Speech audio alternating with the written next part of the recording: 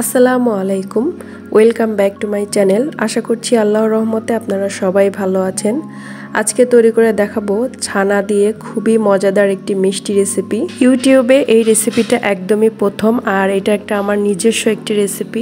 আজকের রেসিপিটি দেখার পর আপনারা অবশ্যই এটা বানিয়ে খেয়ে দেখবেন, খুবই মজাদার। আশা করছি আমাদের সাথেই থাকবেন। প্রথমে 1 কাপ পরিমাণ ছানা নিয়েছি। ছানার পানিটাকে ঝরিয়ে এভাবে শুকনো ছানা নিতে হবে, আর ছানাগুলো কিন্তু দানাদার থাকবে, তো এর জন্য হাত দিয়ে ভালোভাবে একটু ম্যাশ করে নিতে হবে। এরপর একটি পাত্রে আমি রুম টেম্পারেচার থাকা 3টা ডিম নিয়ে নিচ্ছি। ডিমটা ফ্রিজে থাকলে অবশ্যই আধা ঘন্টা আগে ফ্রিজ থেকে নামিয়ে নর্মাল করে আপনাকে ব্যবহার করতে হবে। এরপর হ্যান্ড উইক্সের সাহায্যে ডিমটাকে ভালোভাবে ফেটিয়ে নিতে হবে। 2 মিনিট ফেটিয়ে নেওয়ার পর আমি এখানে চিনি অ্যাড করে দিচ্ছি 1/3 কাপ পরিমাণ। মিষ্টিটা আপনাদের টেস্ট অনুযায়ী দিতে হবে, কম অথবা বেশি।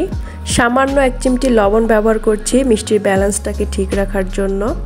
আবারও আমি ভালোভাবে হ্যান্ড উইক্সদের সাহায্যে খুব ভালোভাবে আমি ফেটিয়ে নিচ্ছি, যেন চিনিটা ভালোভাবে গলে যায়। চিনিটা ভালোভাবে গলে যাওয়া পর্যন্ত ডিমটাকে ভালোভাবে ফেটিয়ে নিতে হবে। এরপর আমি ছানাটাকে দিয়ে দিচ্ছি। ডিমের মিশ্রণের মধ্যে ছানাটাকে দিয়ে আবারও ভালোভাবে ডিমের সঙ্গে ছানাটাকে মিলিয়ে নিচ্ছি। ভালোভাবে ফেটিয়ে নেওয়ার পর এরকম লিকুইডের মতো হয়ে যাবে, আপনারা দেখতে পাচ্ছেন। এরপর আমি অ্যাড করে দিচ্ছি 1 কাপ পরিমাণ গুঁড়া দুধ, অ্যাড করে দিচ্ছি 1.5 টেবিল চামচ ঘি। সমস্ত উপকরণ ভালোভাবে একসঙ্গে মিশিয়ে নিতে হবে। যে পাত্রের ব্যাটারটাকে সেট করে নিব, তো এর জন্য আগে থেকে আমি ঘি লাগিয়ে নিয়েছি। এখন এই মিশ্রণটাকে আমি ঢেলে নিচ্ছি। চুলায় বেক করে নিব, তো এখানে পাতিলের মধ্যে আমি পানি নিয়েছি আর স্ট্যান্ডটা বসিয়ে দিয়েছি। এখন আমি এটাকে বসিয়ে দিচ্ছি। ঢাকনা লাগিয়ে দিয়ে আমি অপেক্ষা করব 30 থেকে 35 মিনিট। 35 মিনিট পর আমি চুলা থেকে নামিয়ে নিয়েছি, দেখতে পাচ্ছেন, আর টুথপিক দিয়ে চেক করে নিয়েছি। মিষ্টিটা কিন্তু আমার হয়ে গিয়েছে।